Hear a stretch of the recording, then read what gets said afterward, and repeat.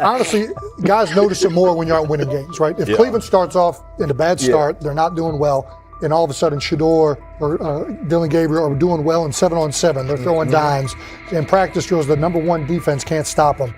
People take notice of that, and the more that the players see it, they're gonna then the comments start happening over the lunch table. They start happening throughout the building, and that's when the pressure really will get severe. The Cleveland Browns were focused on resolving their quarterback situation until Jason Kelce made pointed comments that triggered a strong reaction from ownership. The response inside the organization was immediate and intense. What exactly did Kelce say that has the dog pound on edge and the front office under pressure? We've seen that miserable game by the Cleveland Browns. So they throw Joe Flacco in there, and I like Joe Flacco. He did good, but they gave him the resource of all the first-team guys. Then they throw Dillon Gabriel in there with first teams and second teams. So Dillon always is getting protected. The same thing again, they gave this scrub max protection on every play.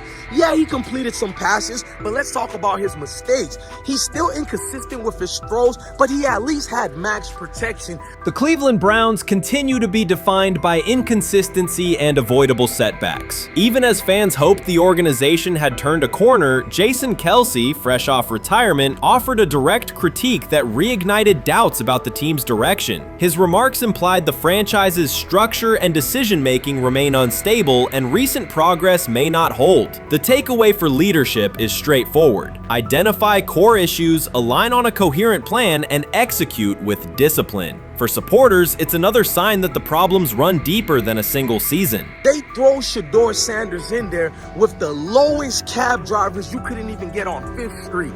And I'm pissed off, bro, because the play calling was abysmal. Look, even if you don't like Shedeur, Shedeur didn't even get a chance to be trash. Even if you think Shedeur is garbage, he didn't even get a chance to be garbage. That's how awful the offensive line was. Kevin Stefanski still doesn't want to give Shedeur second strings and first strings reps. Why is that? Browns ownership's response shifted from measured to urgent. The pattern is familiar in Cleveland. The team once treated Johnny Manziel as a franchise solution, retained Hugh Jackson for a second year despite results, and invested heavily in Deshaun Watson through a costly trade and contract. These decisions reflect aggressive but poorly aligned planning. The outcome has been continued instability instead of sustained progress.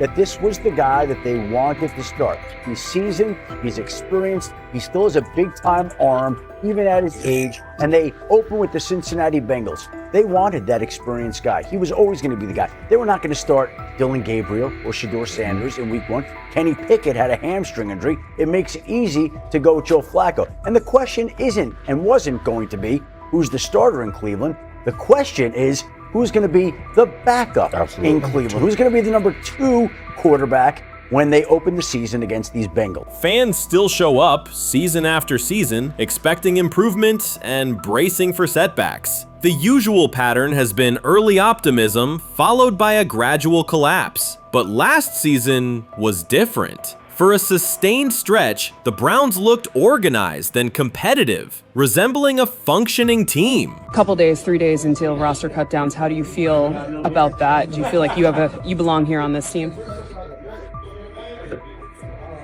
Obviously, I think overall as a player, I feel like I put in the work. I feel like everything I do, I try to do it to my best, and that's all I ask for. So I feel like everybody feels like, they should be on the team, and if you ask anybody on the team, would they feel like they belong, in their own eyes. So I feel like I do, but I'm my own player, I think about myself in a high regard. The front office entered the offseason confident. Kevin Stefanski was being praised, and the Dog Pound believed the team had made real progress. Then Jason Kelce delivered a pointed assessment that cut through the optimism. Fresh into retirement, the former Eagles All-Pro and Super Bowl champion said Cleveland still looks like a team patching over issues rather than building a durable contender. Kelce's view was direct. The Browns' structure is fragile, and the roster is too dependent on perfect health at quarterback. He argued the team is one injury away from losing continuity and sliding backward. Because Kelce has operated inside a stable, championship-level organization, his comments carried weight with players, media, and fans. The reaction was immediate. People took his critique seriously, not as outside noise, but as an informed evaluation of how a successful team should be built. Ownership also felt the impact. Jimmy Haslam's response shifted to urgency, a sign that leadership recognizes the stakes. The criticism arrives in the context of prior high-risk decisions, especially the fully guaranteed $230 million commitment tied to Deshaun Watson. Watson has missed time and shown inconsistency when available, and the contract has constrained flexibility. Kelce's remarks highlight why depth, alignment between the front office and coaching staff, and a clear contingency plan at quarterback are non-negotiable. The takeaway is straightforward. Cleveland must convert last season's progress into a stable framework, protect the quarterback, deepen critical positions, and establish a plan that survives injuries and short-term setbacks. Without that, the games that fueled optimism will remain temporary. If you're a betting man, who do you think starts for the Browns at quarterback? Okay, this is the situation. Kenny Pickett, they actually traded for him. Joe Flacco, no one's bringing Joe Flacco in the building thinking Joe Flacco's going to be the starter. If Joe Flacco is your starter, You got a problem. you have a huge problem. And if they were saying Shedeur was the starter as the 5th rounder, you got a real problem too, because he passed over all these guys in these reps in the offseason in shorts, in bikini shorts, Speedos and stuff. Like, no. That kind of stuff. So I'm not that surprised when you put down a 3rd round pick on a quarterback. You do believe he has a certain skill set. Jason Kelce stated the obvious. Cleveland committed to a quarterback who hasn't played at an elite level in years, and Joe Flacco's playoff run didn't change the long-term outlook. Ownership appeared more upset that the criticism was public than by the substance of the critique. Many fans agreed. They've seen this pattern before. Rosters age, injuries are inevitable, and when a single contract dominates the cap, one setback at quarterback can undermine the entire season. Kelce's broader point was about structure. The Browns prioritized the high-cost, uncertain starter over depth and contingency. The late-season surge masked issues that remain: limited cap flexibility, thin depth at key positions, and an offense that lacks a credible plan B. Fans recognize how quickly a strong defense can decline with injuries, and how an offense without redundancy stalls. The AFC North raises the stakes. Baltimore with Lamar Jackson sustains a top standard. Cincinnati with Joe Burrow returns to contention when healthy. Pittsburgh rarely slips below .500 under Mike Tomlin and wins with defense and consistency. In that environment, Cleveland can't rely on perfect health or peak form from one player. The path forward is clear. Diversify cap allocation, reinforce the offensive line and receiver depth, carry a legitimate backup plan at quarterback, and install a scheme that functions regardless of who is under center. Given what we saw yesterday with Shedeur Sanders, somebody on the Cleveland Browns is 100% getting fired, probably by the end of this year. The person who's probably going to end up getting fired is Kevin Stefanski, because I know that he didn't want Shedeur Sanders on the team. It was Andrew Berry who made that pick. You can't really go against your GM. Bad things happen in this situation. But Shedeur Sanders is not without fault for what we saw yesterday. This is the play that we saw yesterday that has the internet just exploding, where Shedeur Sanders took like a 24-yard sack.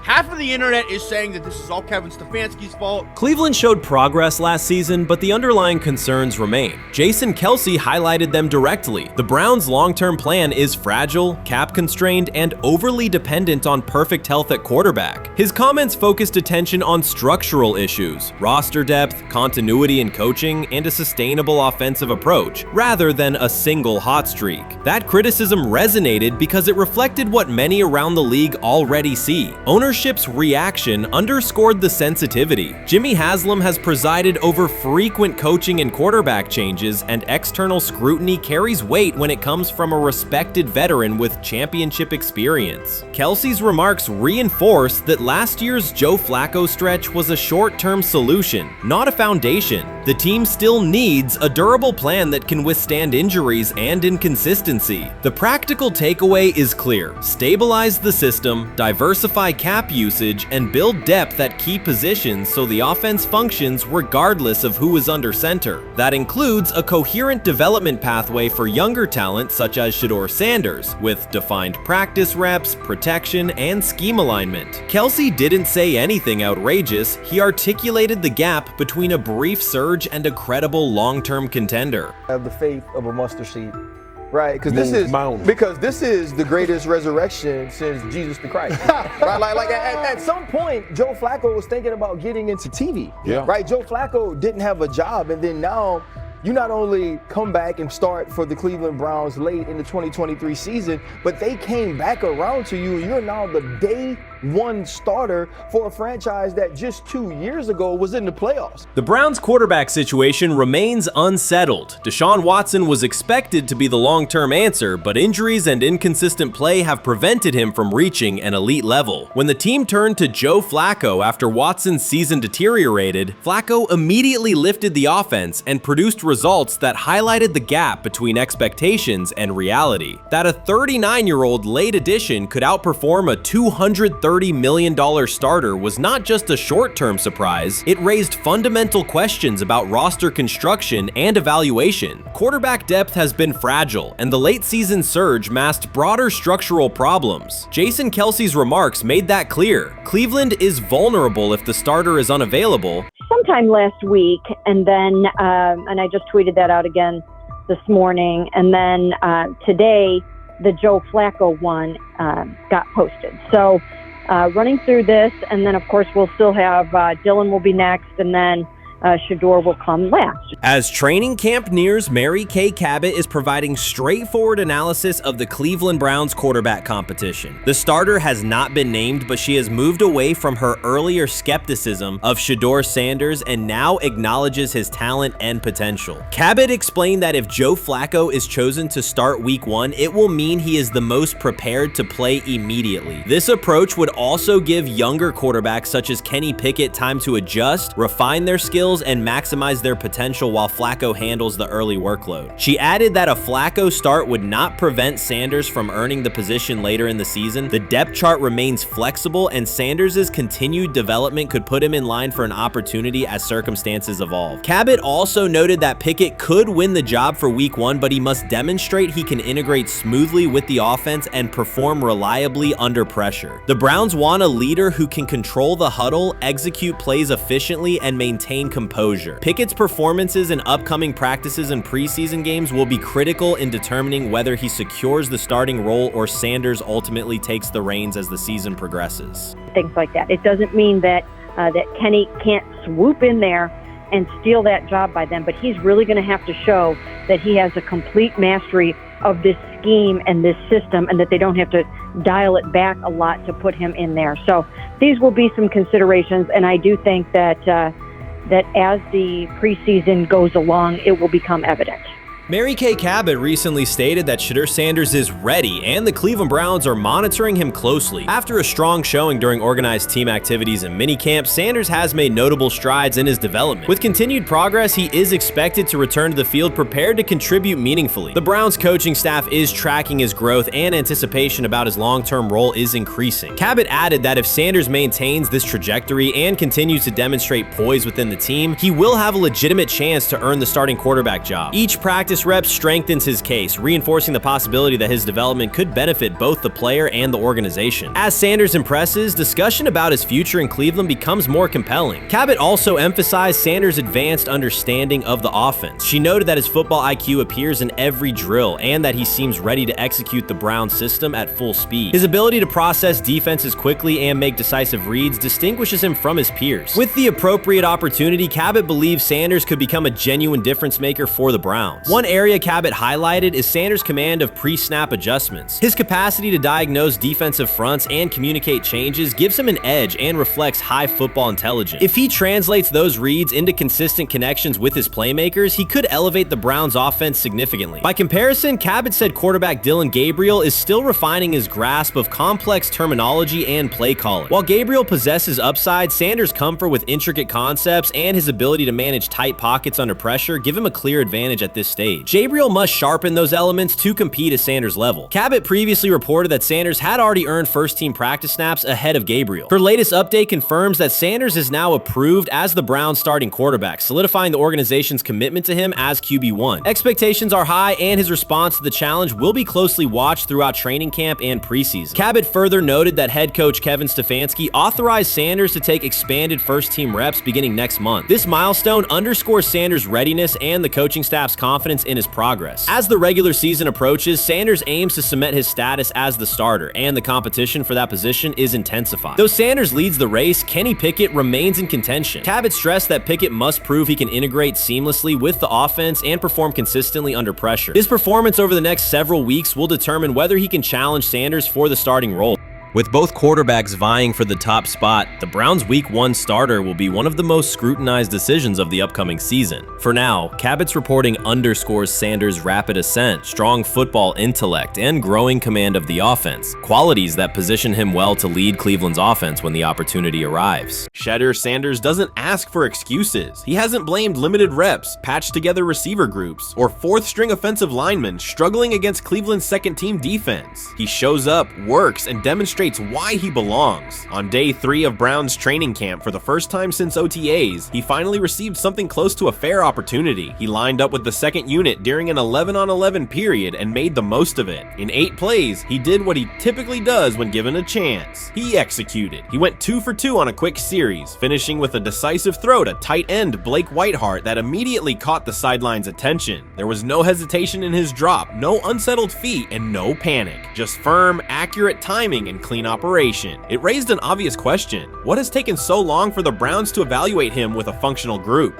The story isn't only about one throw, it's about the delay before it. Sanders has been the guy for most of his football life, commanding high school programs, starring in the Southwestern Athletic Conference at Jackson State, then operating under national attention at Colorado. For the first time, he's been told to wait. He has treated that reality as part of the job rather than a setback. He has prepared like a professional since the moment he arrived, and on the 3rd day of camp in heavy heat, he let the football represent his case. While coverage focused on the veteran presence of Kenny Pickett and Joe Flacco, Sanders made an impression with minimal volume. The difference with the second team was immediate. Protection held up, routes were on schedule, and progressions unfolded as designed. Within that structure, he looked like the quarterback who led efficient offenses at Jackson State and Colorado. Calm in the pocket, decisive in his reads, and accurate to tight windows. This was not simply a good practice period, it was a clear statement. He was not just operating the script, he was directing it. The timing was sharp, the reads were clean, and the seam throw to Whiteheart was a high-level anticipation throw, professional in placement and pace. The narrative around Sanders should reflect that when he is placed in a workable situation, his strengths are visible. Early work with 4th unit personnel included protection issues and unreliable spacing. With the 2nd unit, those variables stabilized, and his work looked consistent with his resume. The performance supported a straightforward conclusion. The evaluation should move forward with higher quality reps. Sanders has been explicit about his approach. He does not request special treatment.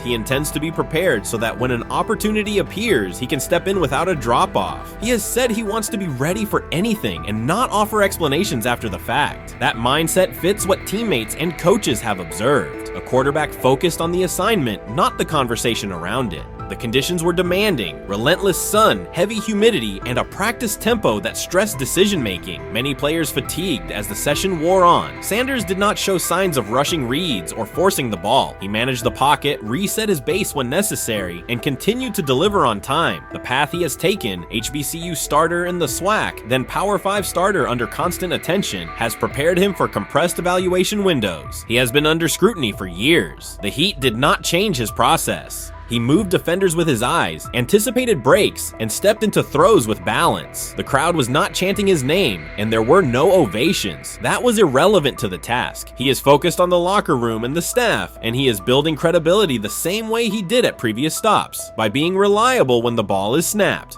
Quarterbacks coach Bill Musgrave has emphasized ignoring external noise and keeping attention on install, footwork, and timing. Sanders is familiar with the dynamic. He has been followed by cameras and commentary since his early teens. He has experience living with attention and still adhering to routine. Under heat, with a narrow set of snaps and multiple decision points, he stayed composed and effective. 2 speeding citations, 91 miles per hour in Brunswick and 101 miles per hour in Strongsville, became national items. General Manager Andrew Berry characterized the decisions as not smart and stressed that it's not only about driving fast, but about the safety of others. Sanders accepted responsibility, stated that he learned from the incidents, and said he would follow the rules. The attention to those citations did not alter his daily schedule or his practice preparation. He arrived early, stayed engaged, and kept the discussion centered on work. Away from the field, he spent time at Rainbow Terrace in Cleveland after a significant apartment fire, distributing supplies and checking on families affected by the incident. There was no formal media rollout around the visit. It was an instance of direct engagement with the community without publicity attached to it. That reflects the same approach he shows inside the building. Do the work first. Sanders treats each rep as if it might be his last for the day and his only chance to show a specific element on tape. He prepares for protections, cadence variations, route adjustments, and timing with a level of detail that compresses the learning curve. When he is not under center, he studies coverages from the sideline, charts plays, and reviews video before and after practice. He writes down the next day's calls so he can anticipate checks. He has reference using virtual simulation tools to replicate snaps he does not receive physically. That is not a passive stance, it is an active attempt to reduce the distance between classroom and field. He is building relationships across the roster, not just with projected starters. He communicates with defensive backs to understand what they see and how they react to certain stems. He spends time with offensive linemen to align on cadence and protection calls. He connects with newer players away from the facility so that communication improves in practice. That is practical leadership, consistent, low visibility work that becomes obvious when the ball is snapped and the operation is smooth.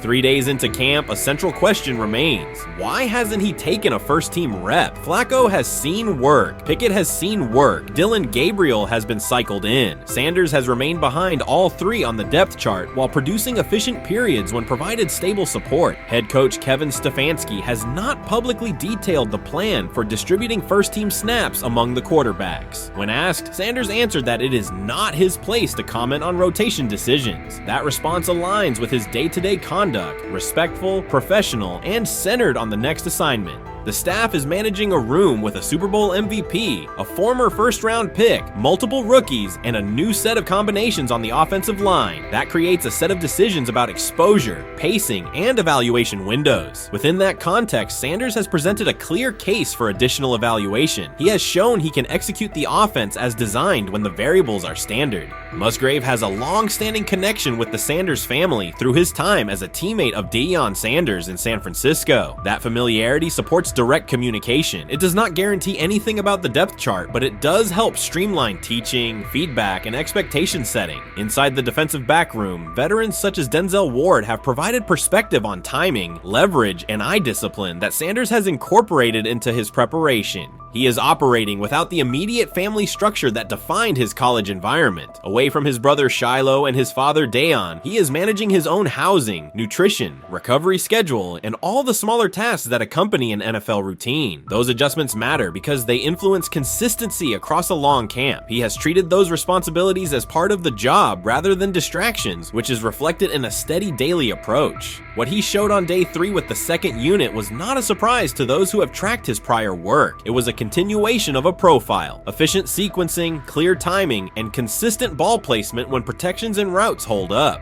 The 8-play period was short, but it was enough to reinforce the point. He doesn't need a large sample to demonstrate baseline operation. He needs a fair sample to test ceiling and adaptability. There is also the matter of perception. Public attention concentrated on the speeding tickets and the general manager's response. Less attention fell on the preparation, the efficient period with the second team, or the community engagement at Rainbow Terrace. That imbalance is common in training camp narratives. Sanders has handled it by keeping his answers simple and his focus on football. He has not tried to redirect the conversation. He has done his work and waited for additional reps. The objective next step is straightforward: expand the evaluation with higher unit personnel and standard opponents. That does not require a complete reshuffling of the depth chart. It requires allocating a defined sequence of first-team snaps so that timing with starting receivers and protections with starting linemen can be measured on tape. The staff can then compare operation speed, accuracy under pressure, red zone decision-making, and 2-minute mechanics against the other quarterbacks. That is the most direct way to clarify the competition. None of this dismisses the experience or track records of the veterans in the room. It emphasizes that the purpose of camp is to test assumptions with current performance. Sanders has provided enough evidence with the second unit to justify a broader look. He has shown that the pace of his feet matches the pace of his eyes, that he can hold safeties with his shoulders, and that he can drive intermediate throws without float. He has also shown discipline to take the clean completion rather than force the vertical shot when leverage dictates otherwise. Every day, he has addressed the controllable items, meetings, note-taking, install recall, cadence management, and post-practice review. He has not asked for public guarantees. He has asked for an opportunity to compete on comparable terms. The 8-play sequence with the second unit was a small but clear example of what he can do when those terms exist. The staff's communications have been measured. Stefanski has not laid out a schedule for first-team rotations publicly. Barry addressed the speeding incidents directly and emphasized standards for decision-making off the field. Sanders accepted the criticism, adjusted his behavior, and moved forward. Those are the relevant facts. What remains is a football evaluation that can only be completed by giving him snaps with the top group and measuring the results. If that evaluation occurs and he performs at the level he showed with the second unit, the conversation will shift from potential to placement. If it does not occur, the question will persist through camp. Why not test the full picture? Sanders has built a case based on preparation, poise, and execution. He has demonstrated leadership by building relationships across the roster. He has shown maturity in handling external issues directly and moving on. He has given the staff reasons on the field and in the building to continue the process.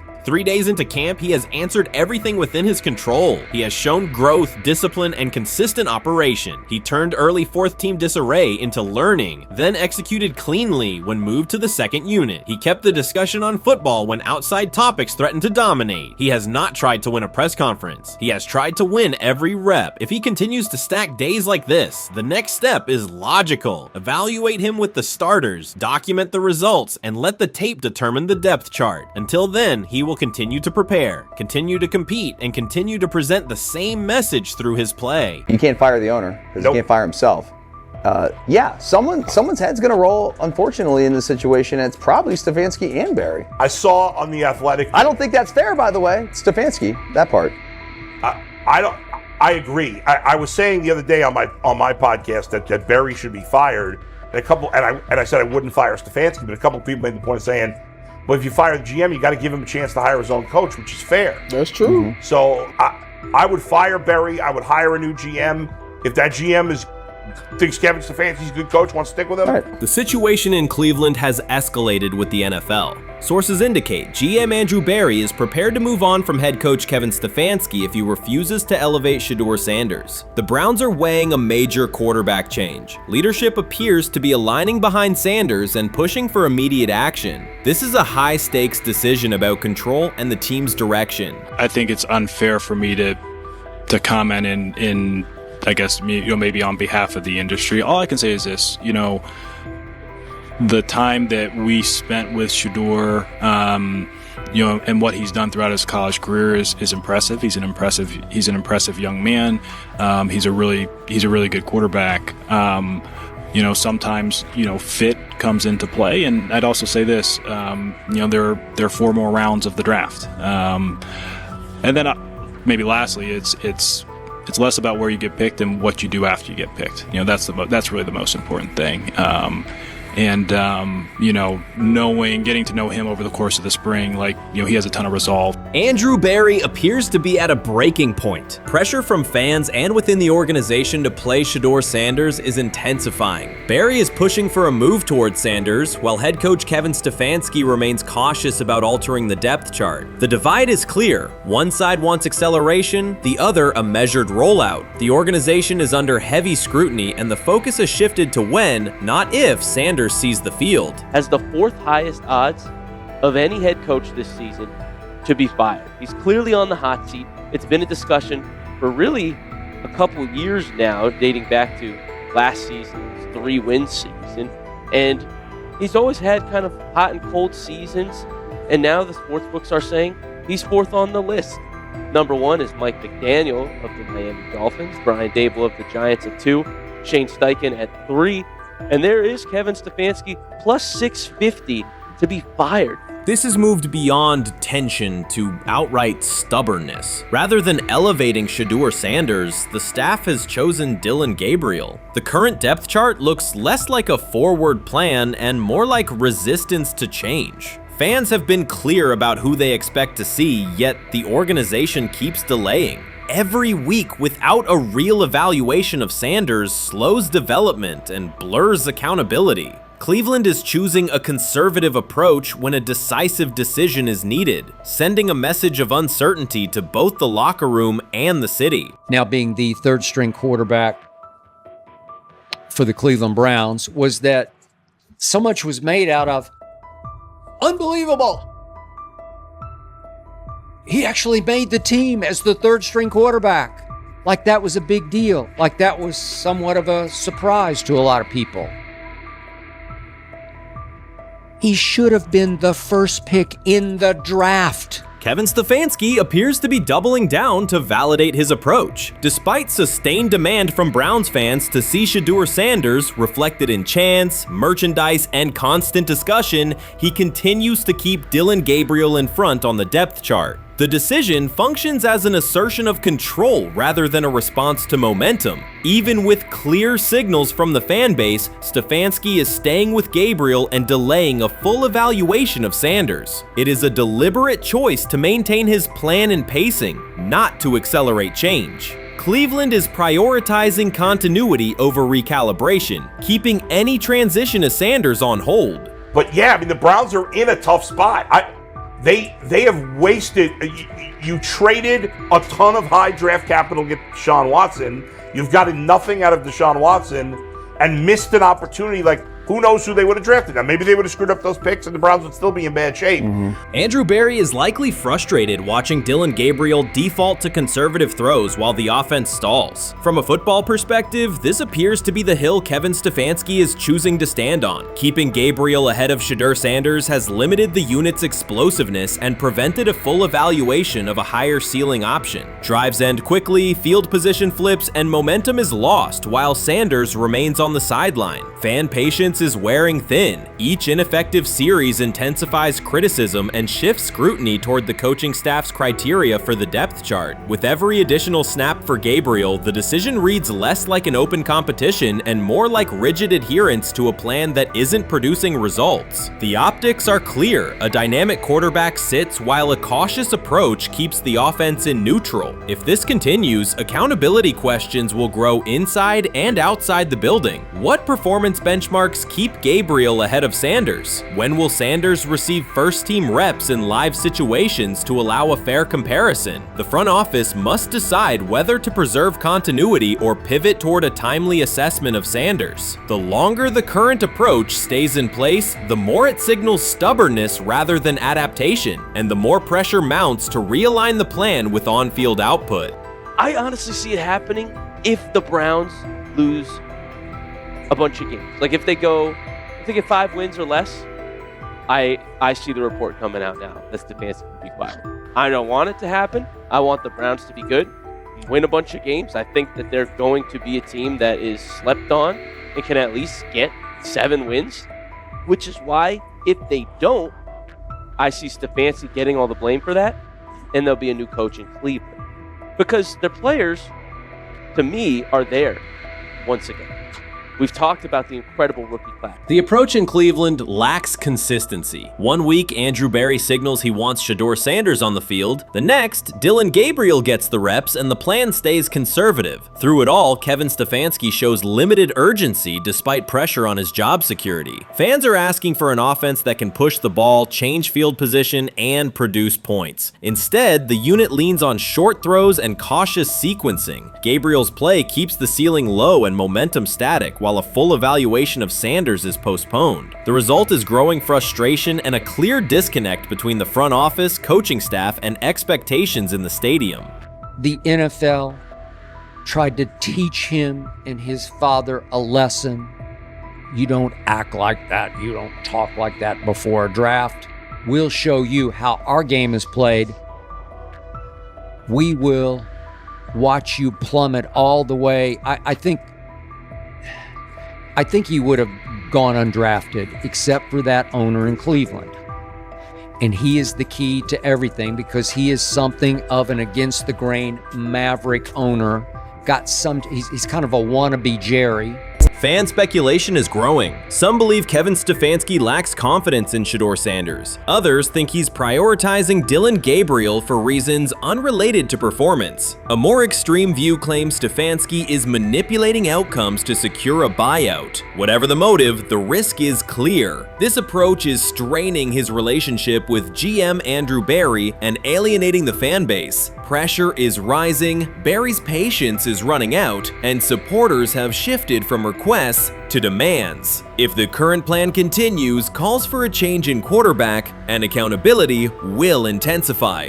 I view things as I got time. I got time to be able to grow and mature, and be able to understand the ins and outs of the defenses and be able to get the good insight from the vets in the room. So I look at it as, a plus, and whenever, it's time for me to play them. Shedeur Sanders rolled into Browns camp and instantly made the whole practice feel like a recess pickup game. NFL vets suddenly looked like they'd forgotten the playbook and were just trying to keep up. With that being said, I see some balls coming out of Shedeur Sanders at that camp, and I'm like, kind of looks like a guy. Yeah, I'm reading. He can sling it. Read the teeth. I see him, some of the veterans, how they talk to him, mic'd up, see what he's doing in the community. Yep. Talking about Njoku there? Joku, Mike Neb. Yeah, once you see, different little interactions and things like that, I know he has the talent. We'll see. It'll be a competition that usually brings the best out of guys, especially young guys. So I'm interested to see how that quarterback situation. Right after Shedeur Sanders tightened his cleats and the Browns settled in for what they figured was a routine camp day, the whole vibe tilted sideways. No blazing comet, no UFO touching down at midfield, just a swagger-charged quarterback striding in like he'd crashed the wrong league and thought, yeah, I'll stick around and run this show. The Browns had no clue what storm was rolling in. You'd expect an NFL team to do a quick scout, maybe pull up a highlight reel or two, but nope. They greeted Shedeur with a shrug, only to watch him seize the field on snap one and run the whole operation like a seasoned pro. First and foremost, he's been the best quarterback in camp. Now look, Joe Flacco ain't had many opportunities. There was a whole day I saw he didn't throw the ball at all. Here's my theory on the situation. They already know who's starting in the number 2 is. They already know. Joe Flacco and Shedeur Sanders is already locked up. You're missing the boat, people. You're missing the boat.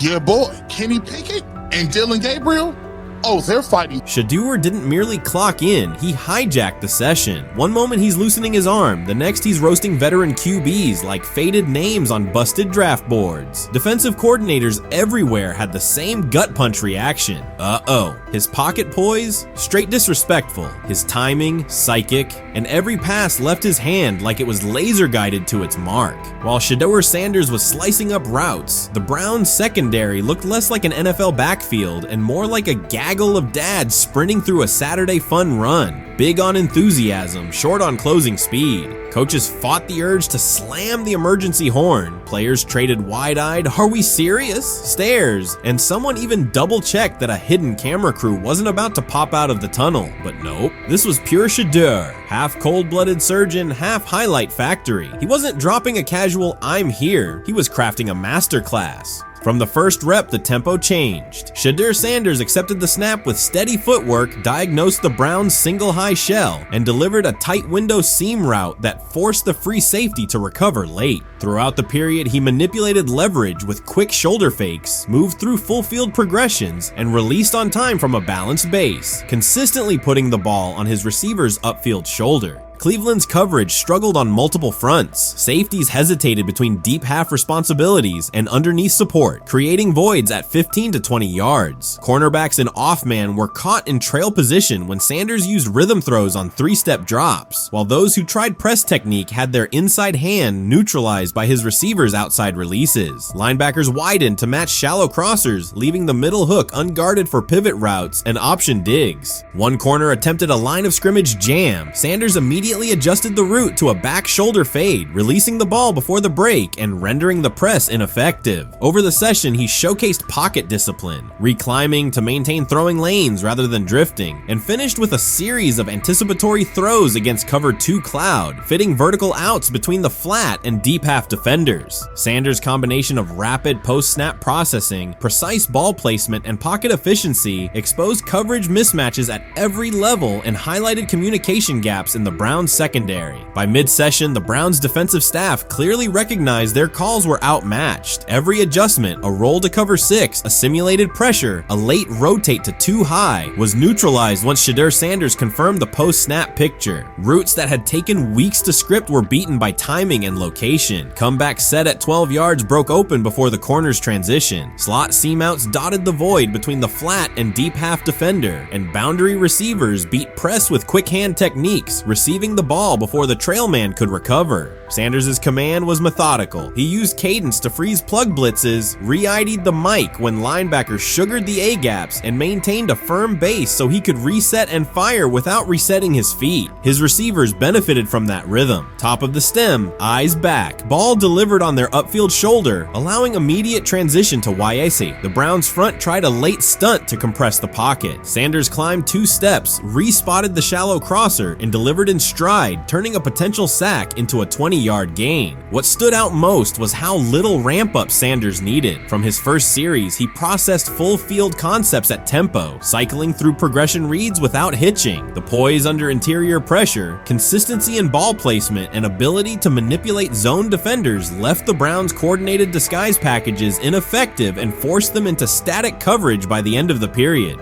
In short, Sanders' efficient mechanics, rapid processing, and anticipatory accuracy rendered Cleveland's defensive game plan ineffective at every level, from pre-snap disguise to post-snap spacing. Imagine there's many people that think Dylan Gabriel's a better quarterback than Shedeur Sanders. I don't care where they were drafted.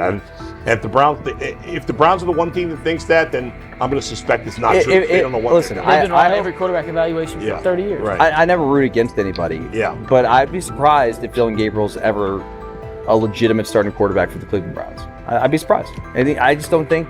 Well, then it is a wasted pick because you took him in the top 100. Yeah, but potentially. Yeah. May get away with it because of Shedeur. An edge rusher chirped at Shedeur Sanders between snaps, hoping to shake his rhythm. On the very next play, Sanders answered with a 30-yard laser, a deep dig from the boundary side that split the single high safety and the trailing corner. He hit the top of a 5-step drop, kept a firm base, and delivered on time to the receiver's outside shoulder, turning what should have been a routine rep into a sudden change explosive. From that moment on, every coverage wrinkle the Browns tried, rotating from cover 3 to quarter half, flashing a Tampa 2 shell, mugging both A-gaps, was met with a precise counter. When corners pressed, Sanders adjusted the route to a back shoulder fade. When safeties widened, he checked to a glance post. When linebackers bailed, he found the running back on a delayed option out of the backfield. Even late simulated pressures couldn't move him off his spot. He simply climbed, reset his feet, and fired. As Cleveland's defenders rotated through checks, Sanders manipulated them with cadence and eye discipline. He froze weak side safeties long enough to create intermediate windows, then feathered the ball into those lanes before help could arrive. When the Browns finally dropped 7 and matched every route, Sanders tucked the ball and converted 2 separate 3rd and 6 situations on the ground, reminding everyone that his mobility is as calculated as his arm. By the end of the session, the defensive coordinator's call sheet looked obsolete. Sanders had neutralized blitz looks, exposed spacing issues in zone, and forced the unit into static base coverage just to survive the period. It wasn't a camp drill anymore. It was a clinic on timing, processing speed, and controlled aggression, delivered snap after snap by a quarterback who never needed a warm-up lap to own the field. They never planned on taking him. The problem is, like Ocho Cinco said, you got somebody that has endeared himself to the locker room. And guess what? The difference between him and Tim Tebow, the biggest one, is he can play. He can throw the ball. Tim Tebow running around being an H-back, he can throw the ball. And he's done everything he needs to do. He ain't saying nothing. He ain't rocking the boat. He ain't mad about the reps. He ain't mad about none of that. All the people out there want to see is this, like Tyler said earlier.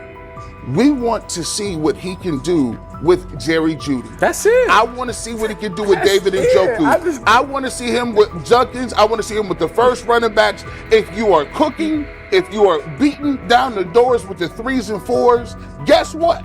You deserve more. From the first team period on, Cleveland's secondary looked a step slow. A deep third safety hesitated on a post-snap rotation, leaving Shedeur Sanders free to climb the pocket and fire a 22-yard out that arrived before the defender could plant and drive. The supporting cast around him, players fighting for roster spots, not Pro Bowl invites, benefited from his command. Sanders used tempo to control the defensive front, altered protections at the line, and located throwing lanes so quickly that one receiver didn't register the catch until he crossed the goal line. As the Browns tried new personnel groups, coverage busts multiplied. Starters slipped out for hamstring stretches while rookies rotated in, only to find the ball arriving on their blind side before they'd completed a midpoint squeeze. On a later 3rd and long, Cleveland finally closed the interior rush lanes, compressing the pocket with 3 defenders. Sanders pivoted through the traffic, stepped into a narrow escape window, and, without resetting his shoulders, whipped a no-look pass to the boundary curl for a fresh set of downs. The throw turned a potential sack into an explosive play and left the coaching staff scrambling for answers. The people who are fascinated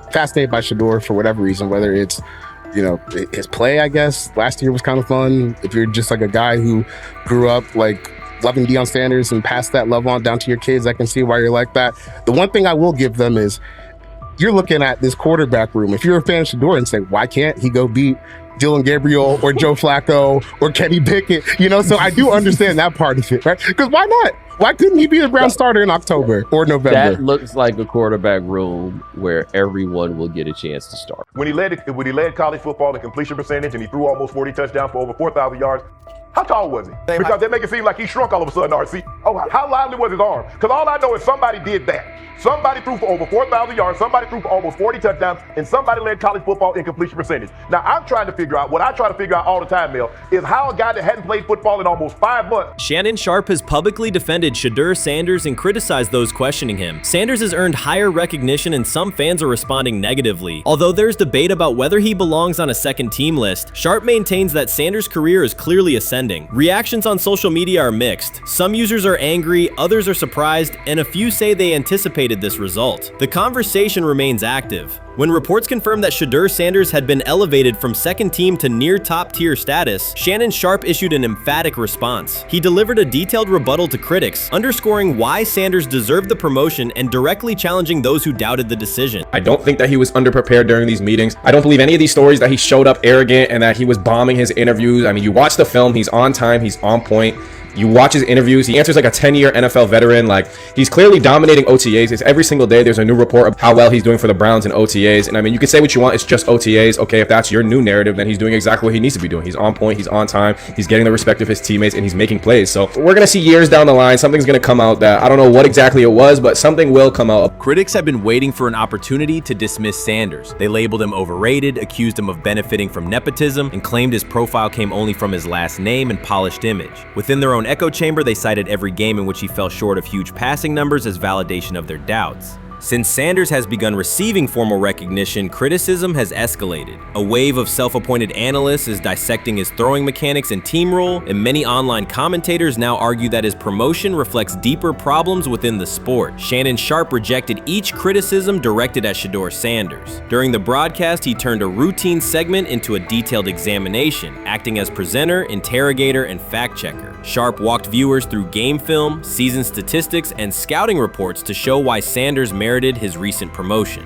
Whenever a panelist claimed Sanders had not earned the role, Sharpe countered with completion percentages, efficiency ratings under pressure, and documented late-game drives that changed outcomes. He stressed that the backlash was driven less by on-field evidence and more by reluctance to revise earlier opinions. Sharpe argued that critics were upset not because Sanders lacked qualifications, but because his progress contradicted their initial narrative. By the end of the discussion, Sharpe had moved past simple defense and reframed Sanders as a clear example of performance-based advancement, demonstrating that early predictions can be wrong. Never heard of no Dylan Gabriel or Tyler Shock. What the hell is that?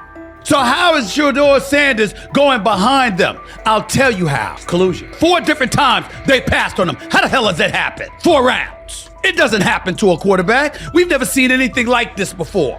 Shedeur Sanders with the watch. Shedeur Sanders with his bravado. Shedeur Sanders with this supposed arrogance or whatever. Shedeur Sanders' advancement did not happen by chance. While detractors questioned his resume online, he continued to prepare, attend every practice, and deliver accurate throws under pressure. The contrast between his output and the complaints directed at him has been stark. Some critics even argued the selection committee was, quote, biased toward performance, as if rewarding strong play were improper. Rumors quickly followed. Certain commentators speculated that a public relations push from the Sanders family must have influenced voters, suggesting everything from coordinated media strategies to alleged favors for coaches. None of these theories addresses the basic point. Sanders earned his promotion through consistent production, poise in the pocket, precise ball placement, and efficient decision-making. Shannon Sharpe highlighted these facts during his response. He noted that Sanders' performance metrics justify the recognition and emphasized that resistance to the move stems more from prior prejudice than from substantive evaluation. For Sharpe, the goal was clear: present the data, challenge unfounded claims, and correct the narrative. The discussion, therefore, became a broader statement about acknowledging merit and abandoning outdated assumption. Colin Cowherd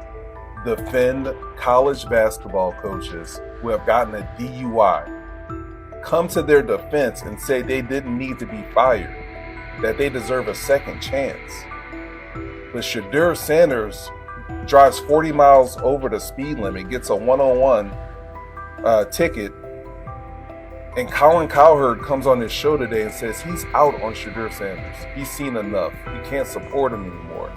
He can't be in the Shedeur Sanders camp because of the speeding ticket. Shannon Sharpe addressed commentators who portray constant doubt as expertise. Those who discount strong performances with "we'll see," but declare bust after a single mistake. He noted their belief that progress only counts if an athlete visibly struggles. Sharpe's response was methodical rather than emotional. He presented evidence, cited statistics, and calmly refuted each claim. Following his remarks, several critics began revising or deleting earlier posts, recasting themselves as longtime supporters of Shedeur Sanders despite having questioned him for months. Sharpe insists on accountability, naming specific individuals and dates while requesting public acknowledgement of prior errors. He argues that analysts cannot spend months undermining a player's potential and then quietly adopt a supportive stance once the athlete succeeds. These are serious, big-time, top-of-the-line playmakers that they have. If you can go 45 to 42 in the fourth quarter because your quarterback set the school record with 510 yards passing.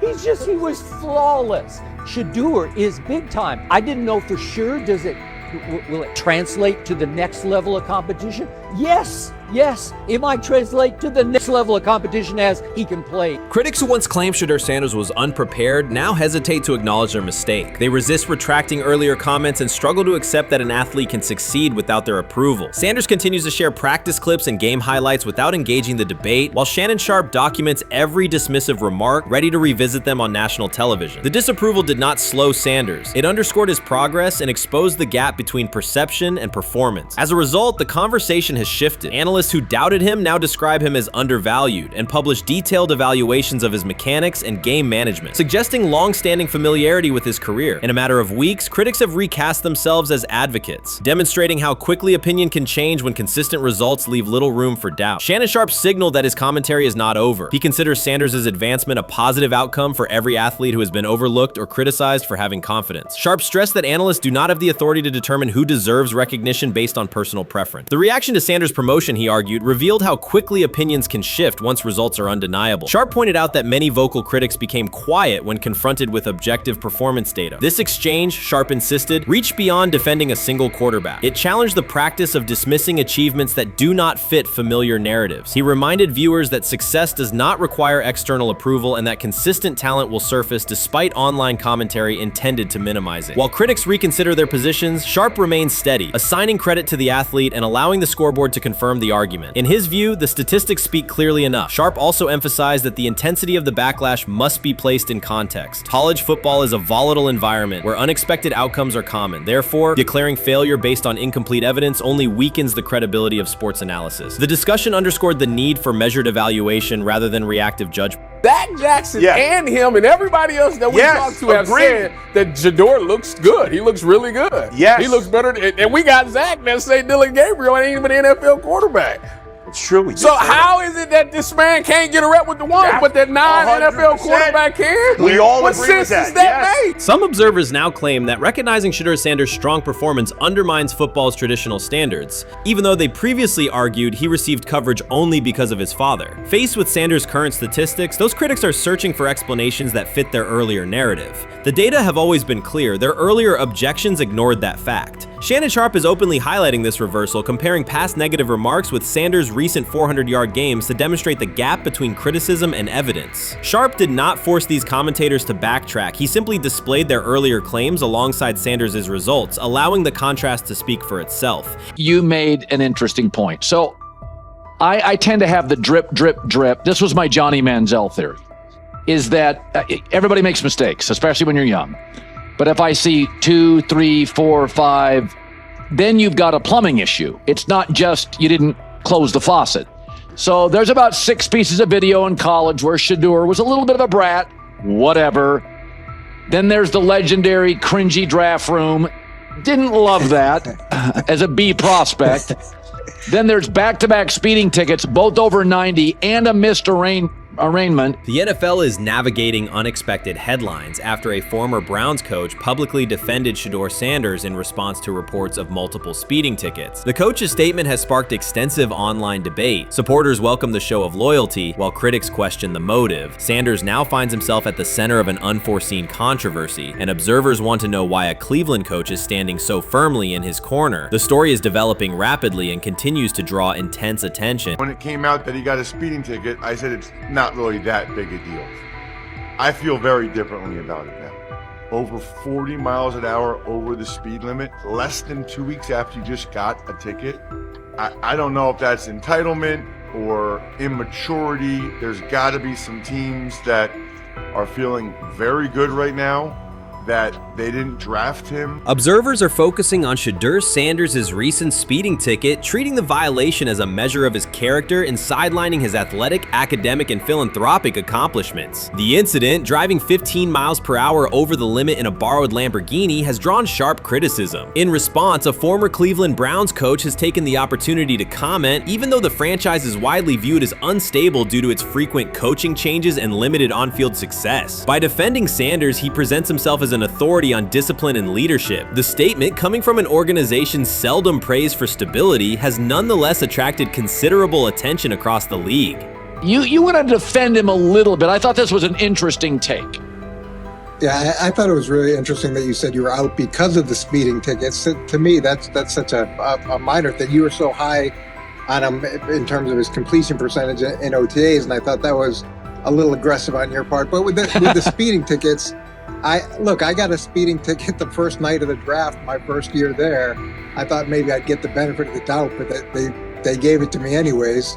As soon as the former Browns coach defended Shedeur Sanders, social media erupted with commentary, resembling the volume of draft night coverage. Posts and opinions appeared within minutes, and criticism escalated rapidly. Detractors amplified Sanders' minor speeding violation, while supporters argued that such reactions were disproportionate to a single traffic citation. Shedeur Sanders received 2 speeding citations, and the minor traffic issue quickly drew national attention. Before considering the former Browns coach's response, it is useful to clarify the facts. Sanders, son of Pro Football Hall of Famer Deion Sanders and a current college quarterback, was twice ticketed for exceeding the limit while driving a high-performance vehicle. Commentary on social media escalated rapidly, with critics framing the incident as a significant character concern, even as the league has historically tolerated far more serious legal transgressions. Stepping into the debate, a former Cleveland Browns coach, best known for a tenure filled with losses and contested decisions, issued a strong public defense. He argued that 2 speeding tickets should not define Sanders' reputation or overshadow his on-field talent and community work, urging a balanced assessment of the player's actions. I don't love it from a 5th-round draft pick. I don't love that it happened multiple times,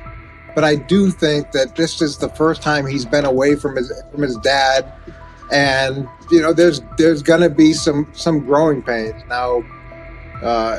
Would I sell my stock on it like you are? Not because of a couple speeding tickets, especially in light of the problems at Brown's quarterback room has had to deal with legally in the last few years. I mean, this is nothing. The debate quickly shifted from 2 speeding citations to broader claims about integrity, growth, and leadership. The former Browns coach framed the infractions as moments for personal development and urged observers to view them in context. Critics responded forcefully. Some called for disciplinary action, others questioned Deion Sanders' parenting, and a few sought to discredit the coach himself, despite his professional record already being widely analyzed across the league. The reaction underscores an apparent inconsistency in public standards. Fans often overlook on-field confrontations, heated sideline arguments, and other significant controversies, yet they treated Sanders' routine traffic offenses, speeding without evidence of reckless endangerment, as indicators of serious character flaws. If such minor violations were adopted as the primary measure of morality in professional football, many players would face similar criticism.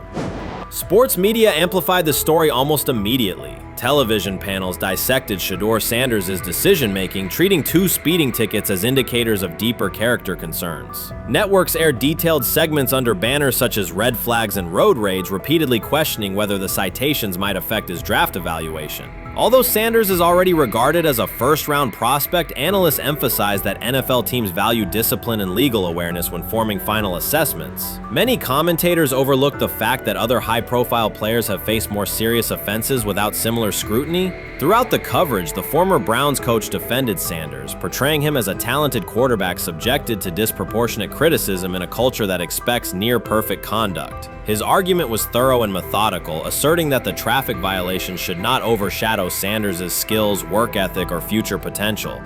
Commentators point out that the coach's intervention was not entirely selfless. He recognized the publicity potential. One day he was an overlooked figure from a struggling Browns era, the next he was a trending name across sports media. The discussion quickly expanded beyond Sanders' speeding citations to questions of image management and narrative control. Critics demanded disciplinary measures, public apologies, team sanctions, and formal statements, yet their objections seemed directed less at the traffic infractions themselves and more at Sanders' high profile, confidence, and resistance to traditional expectations. In practical terms, Sanders' brand remains intact. The coach secures renewed relevance, and the episode supplies another headline in the ongoing story of modern football. The next time Sanders is seen in a high-performance car, the debate will likely reignite, focused not on speed limits, but on the broader culture of the league. Meanwhile, new voices continue to join the conversation. Broadcaster Colin Cowherd has already weighed in, offering his own reassessment of the incident and its broader implications. Breaking news, Shedeur Sanders last night was pulled over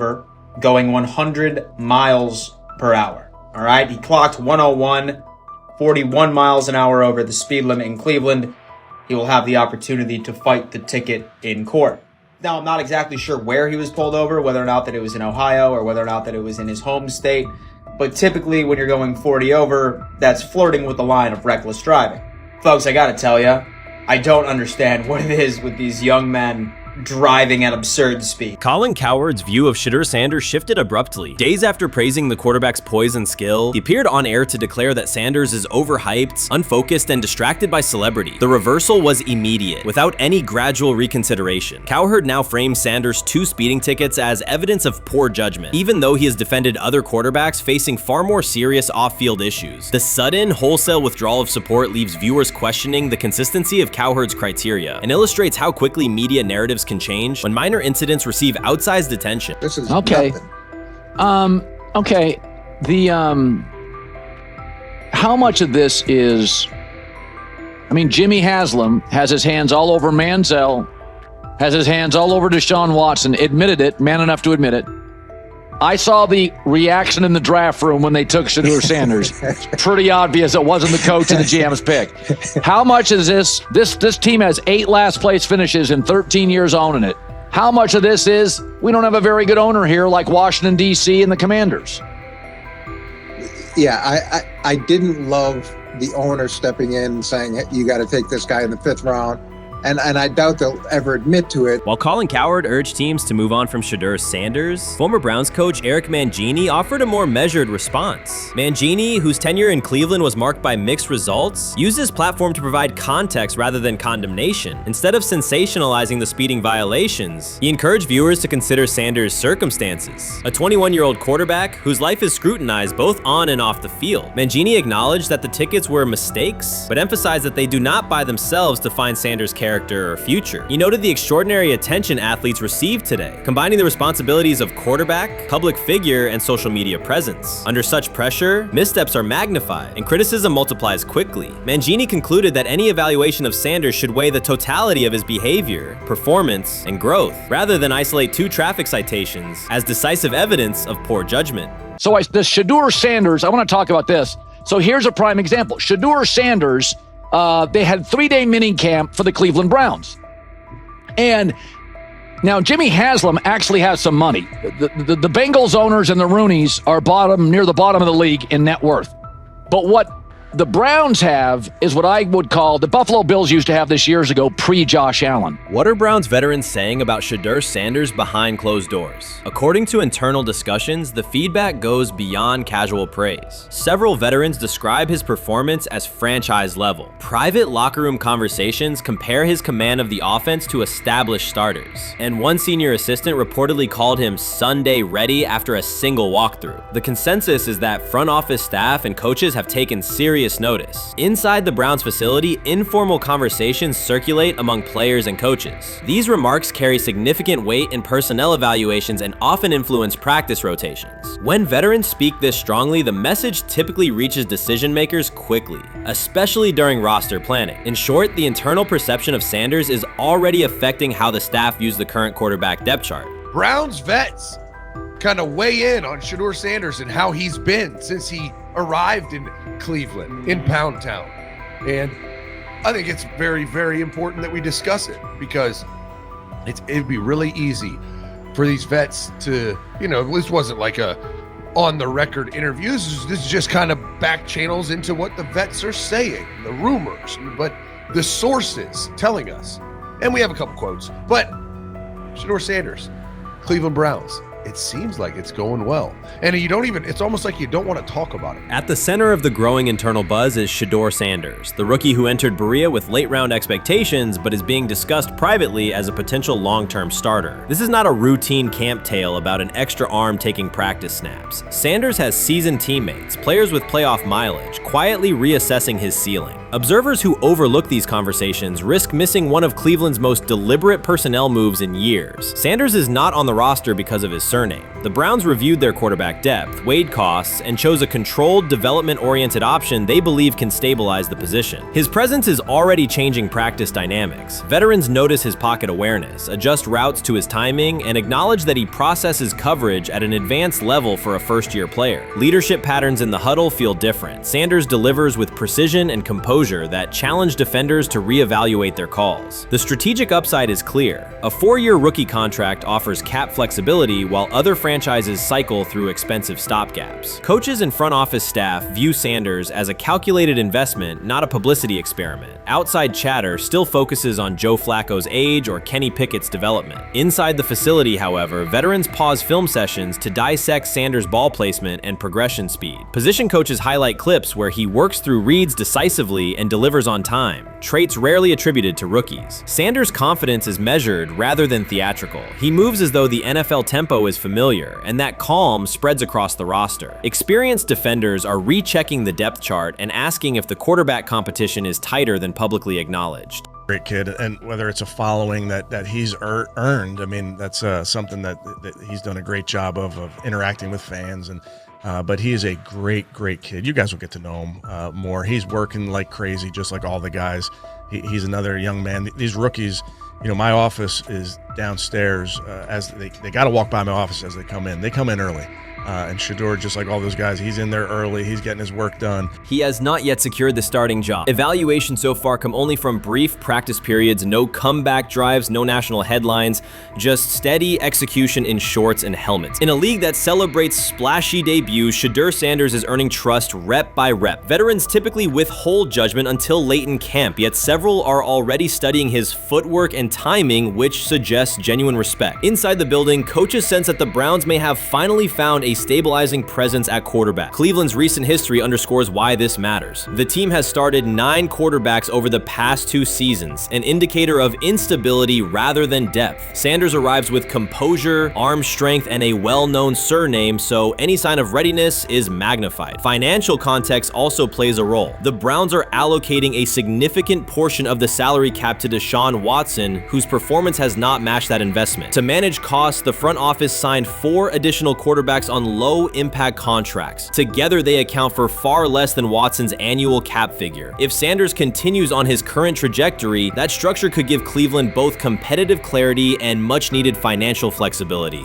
He's the only person who's come out and say, hey, man, this dude look kind of good, man. Let me tell you what I heard. A lot of people reaching out to players in the locker room and stuff. To me, I think this is it's a red herring. Like, I'm supposed to suspend myself to disbelief that he was going to look bad. I've never expected him to look bad to start with.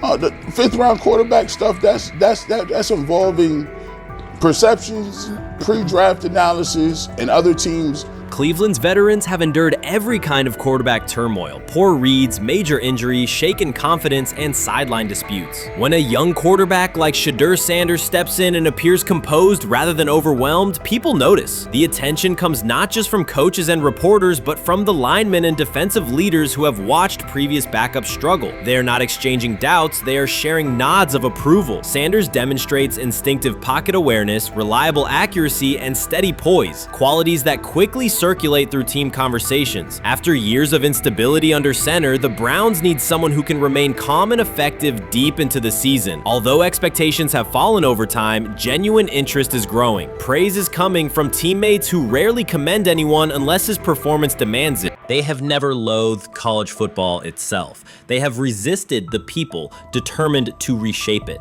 When Deion Sanders, black, direct, unapologetic, walks into a room of power brokers and speaks with authority instead of deference, critics recoil. During his playing days, they complained about celebrations and gold chains. Now that he is a head coach, mentor, and father, they label him something more polite, but just as dismissive: a problem. At Big 12 Media Days, Sanders addressed the accelerating chaos of the name, image, likeness market. He said college football needs a salary cap, not to hobble players, but to impose order on a system that showers unproven freshmen with 7-figure promises while the rest of a roster hunts for scraps. He called the situation unsustainable. Within hours, ESPN commentator Paul Feinbaum branded him a hypocrite, arguing that Sanders profited from NIL at Jackson State and now wants rules only because his most marketable athletes have moved on. The accusation spread quickly because it fit a comfortable storyline. Outspoken black coach gains from change, then protests when the advantage disappears. That framing ignores context. Sanders never criticized players earning money. At Jackson State, he urged corporate sponsors to partner with athletes who had been invisible to major brands for decades. What he wants now is stability, standardized guidelines, basic financial literacy, and roster balance that prevents locker rooms from fracturing over uneven payouts. When other coaches, Nick Saban, Dabo Swinney, Lane Kiffin, voiced similar concerns, they were praised for foresight. When Sanders spoke, the tone shifted to suspicion. The difference is not the message, it is the messenger. Feinbaum's response followed a familiar script. When black leaders question the structure of the sport, their motives are interrogated, their credibility attacked, and their competence doubted. He did not level the same charge at Jimbo Fisher when Fisher complained that NIL disturbed recruiting. He stayed silent when Kiffin lamented the transfer portal. But Sanders, who raised enrollment and television ratings at Jackson State, brought unprecedented attention to Colorado in one season and consistently mentors players beyond football, was called opportunistic. Feinbaum dismissed the cultural impact Sanders created: the exposure for historically black colleges, the draft picks developed, the infrastructure improved, reducing his work to a marketing stunt dependent on star sons Shedeur and Shiloh or two-way standout Travis Hunter. Sanders did not retaliate. He returned to practice, media obligations, and recruiting. His confidence is rooted in faith and in the responsibility he feels toward young athletes whose lives will extend decades beyond their highlight clips. When he asks for NIL boundaries, he is thinking about freshmen handed large sums without guidance, families unprepared for sudden wealth, and programs that abandon kids once production stalls. He has watched that cycle from the inside. He wants protections, not restrictions.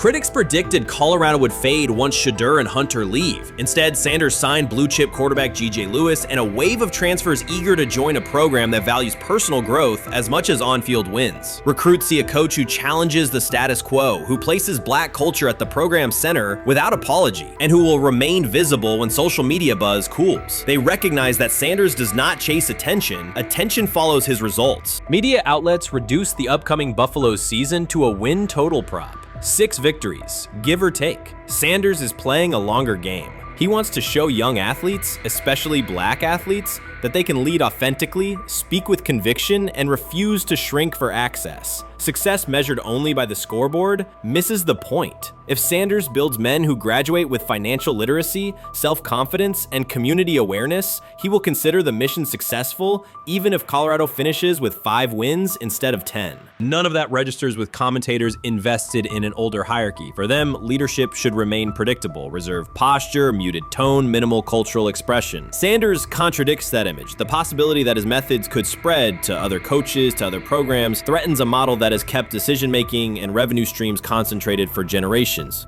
So the debate is not about hypocrisy or payroll ceilings. It is about control of the narrative and who is deemed qualified to write it. Sanders refuses to surrender that authority. He knows order is necessary. He also knows whose voices have been ignored whenever real reform is discussed. By speaking plainly, he forces television panels, athletic directors, and conference commissioners to confront issues they would rather defer: financial education, equitable resource distribution, and consistent national standards. Whether Colorado exceeds betting lines this fall will not change the trajectory Sanders has already set. He made Boulder relevant, energized recruiting beyond traditional power corridors, and broadened college football's cultural reach. That influence will persist long after social media debates cool. If his call for NIL structure eventually becomes policy, as the NCAA and Congress now contemplate, Feinbaum's soundbite will fade while Sanders' imprint endures. In the end, accusations of hypocrisy say more about the accuser than the coach. Sanders has remained consistent: empower athletes, hold adults accountable,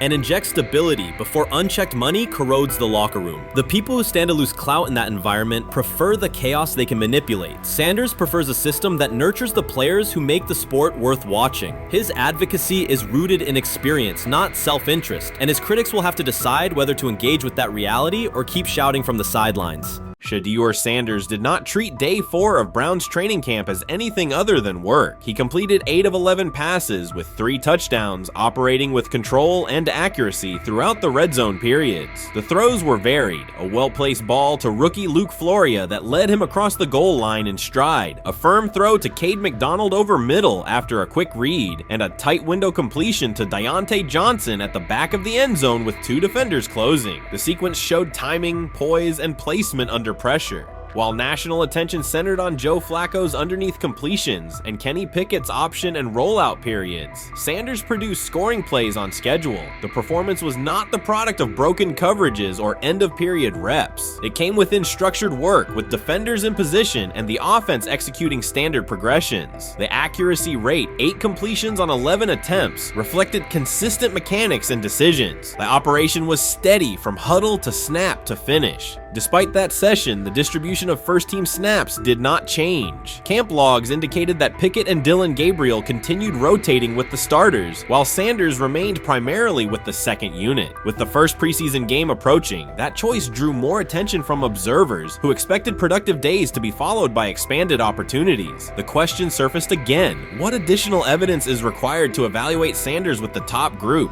The 3 touchdowns illustrated different aspects of his profile. On the throw to Floria, Sanders used a measured trajectory to lead the receiver away from contact and into the end zone. On the ball to Johnson, he identified leverage, held the safety with his shoulders, and delivered to a precise spot at the back line. On the throw to McDonald, he eliminated the first read, reset, and drove the ball into the window before the hook defender could squeeze it. Each score reflected a particular tool: anticipation, manipulation, and velocity within standard timing.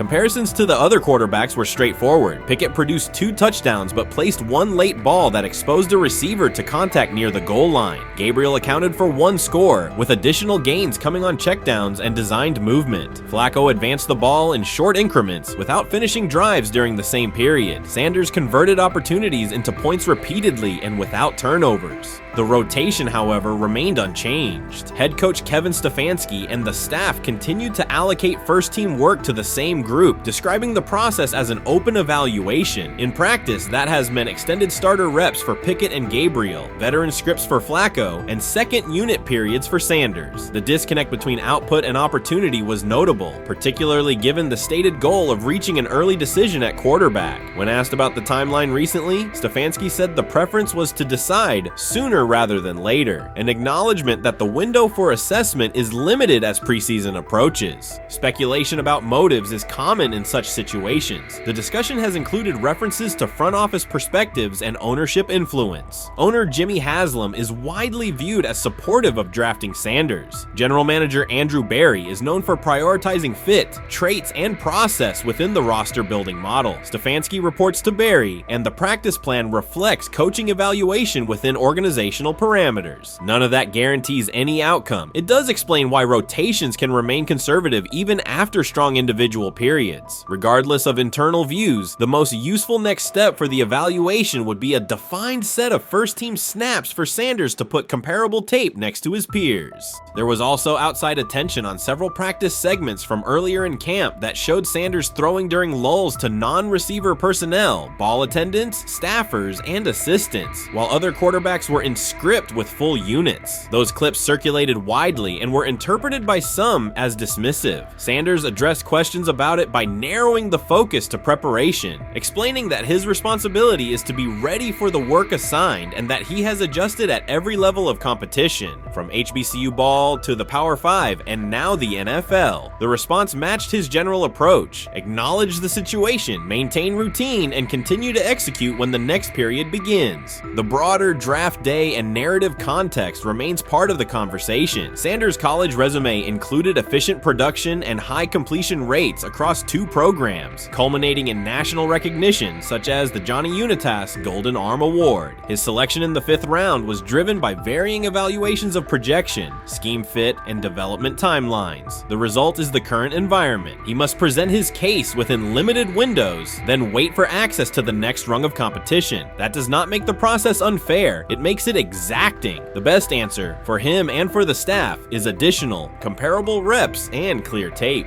Fan reaction after day 4 was direct. Social accounts and comment threads filled with assessments that centered on performance rather than reputation. Sanders produced 3 touchdowns, avoided negative plays, and showed command in the red zone. Supporters pointed to that tape and asked for opportunities with the starters to verify whether the same rhythm carries over with the top receivers and linemen. The message was not about headlines. It was about the logic of evaluation in a compressed calendar. From an operational standpoint, Sanders' day reflected consistent fundamentals. His base was disciplined, his eyes matched his feet, and his timing aligned with route depths. On the Johnson score, he used a subtle shoulder turn to hold the safety before resetting and throwing to the back line. On the McDonald throw, the ball was out on the second hitch, arriving before the defenders could converge. On the Floria play, the arc and placement minimized the hit risk and maximized the run-through. Those are portable traits. They translate across units if the timing with receivers is established through reps. The staff's balancing act is real. They must prepare the presumed Week 1 starter with sufficient continuity while also giving developmental players enough exposure to judge ceiling and floor. That tension is present in every camp. The cleanest path through it is to carve out defined first-team sequences for each competitor and evaluate the tape against comparable defenses and situations: high red zone, low red zone, 3rd and medium, and 2-minute. Sanders' performance on day 4 strengthened the case for such an allocation. Context matters off the field as well. Earlier in the offseason, 2 speeding citations, 91 miles per hour in Brunswick and 101 miles per hour in Strongsville, prompted public comment from Berry, who emphasized standards and safety. Sanders accepted responsibility, stated that he learned from the incidents and moved on. In camp, he has kept the focus on football tasks, install retention, cadence management, protection IDs, and post-practice review. He has also continued to build rapport across position groups, including veteran receivers and defensive defensive backs so that timing and expectations are clear when reps arrive.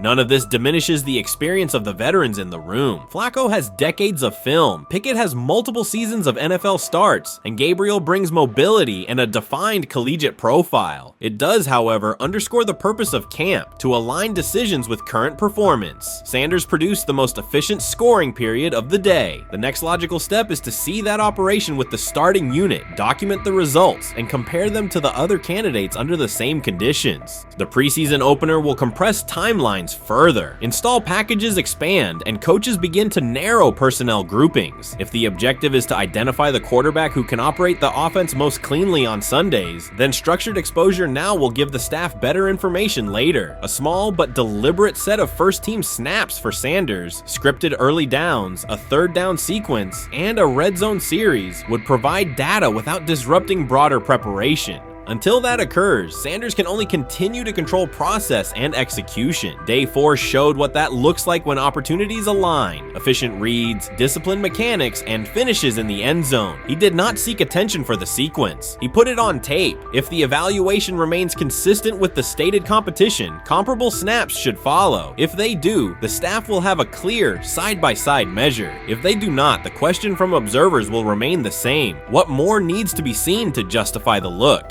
For now, the record from day 4 is clear. 8 completions on 11 attempts, 3 touchdowns, no turnovers, red zone precision, consistent control at the line and in the pocket. Those are tangible outputs. They merit a defined opportunity with the starters as the team moves toward preseason and the decision that follows. Whether or not that opportunity arrives immediately, Sanders has shown the preparation and execution necessary to be evaluated on equal footing. The next step is a matter of allocation, not speculation.